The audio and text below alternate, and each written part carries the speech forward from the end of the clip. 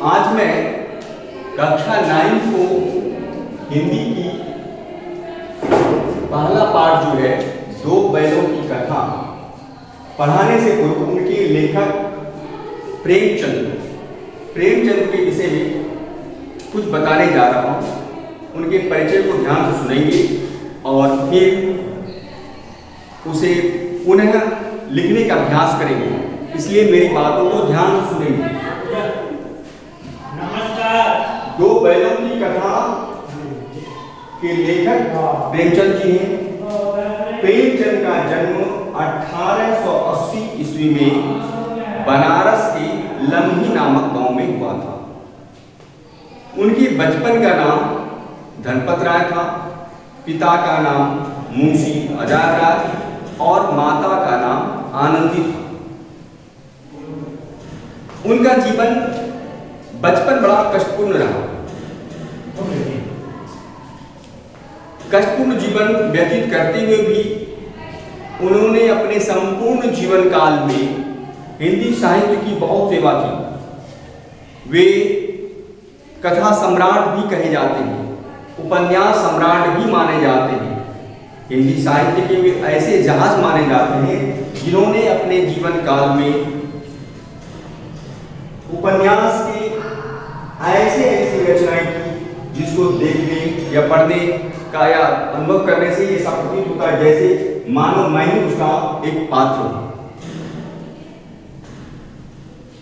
उनका प्रमुख उपन्यास सेवा सदन, प्रेमाश्रम, रंगभूमि, कायाकल्प, निर्मला, गबन, कर्मभूमि, गोदान आदि प्रमुख उपन्यास हैं।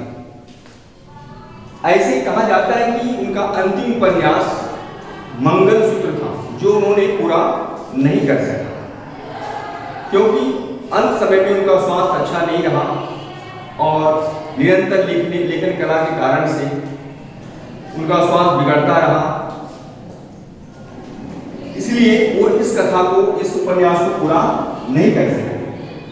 जबकि वो सबसे पहले जो उपन्यास उन्होंने लिखा सौदे वतन वो नवाब राय के नाम से लिखे थे, परंतु जब अंग्रेजों ने सौदे वतन जब्त कर लिया तब उन्होंने अपना नाम नवाब राय के जगह पर प्रेमचंद के नाम से लिखना प्रारंभ किया।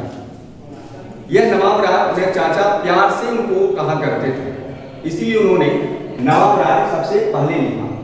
उनकी पत्नी का नाम शिवानी था। शिवानी एक बड़ी ही आदर्श महिला थी, प्रेमचंद के सुख दुखों का बड़ा ध्यान रखती थी। उन्होंने केवल उपन्यास नहीं लिखा, उन्होंने मानसरोवर नामक 8 श्रेष्ठ कहानियां भी लिखी, या कहानियों के जगत में भी उनकी बड़ी ख्याति है। इसके अलावा उन्होंने कई पत्रिकाओं का भी संपादन किया, जैसे हंस, जागरण, माधुरी आदि। इसके अलावा प्रेमचंद के जीवन में कुछ घटनाएं ऐसी मैं बताता हूँ। प्रेमचंद का जीवन भी हमारे और आपके जैसे ही था। वो भी बचपन में बहुत शरारती हुआ करते थे, परंतु उनकी एक विद्या पढ़ने जो तरीके थे वह थी रटंत विद्या। वह रट करके सब चीजों को याद क्या कर लेते थे और उनको ऐसा विश्वास था कि किसी भी विषय वस्तु को रट करके याद कर लेना सहज है और रट करके वो याद करते थे। वे हिंदी, उर्दू और संस्कृत के प्रकांड विद्वान भी थे। संस्कृत की भी ज्ञान उनके पास बहुत था, फारसी का भी ज्ञान था। सर्वप्रथम वे जब वह शिक्षा समाप्त किया तो शिक्षा समाप्त करने बाद पहले स्कूल के इंस्पेक्टर के पद पर रहे, फिर धीरे धीरे उन्होंने ये नौकरी छोड़ दी। उसके बाद स्वतंत्र रूप से लेखन कार्य प्रारंभ किया और उन्होंने अपने जीवन काल में कई कहानियां, कई उपन्यास उन्होंने लिखे। आज भी हिंदी साहित्य उन्हें कभी भी नहीं भुला सकता।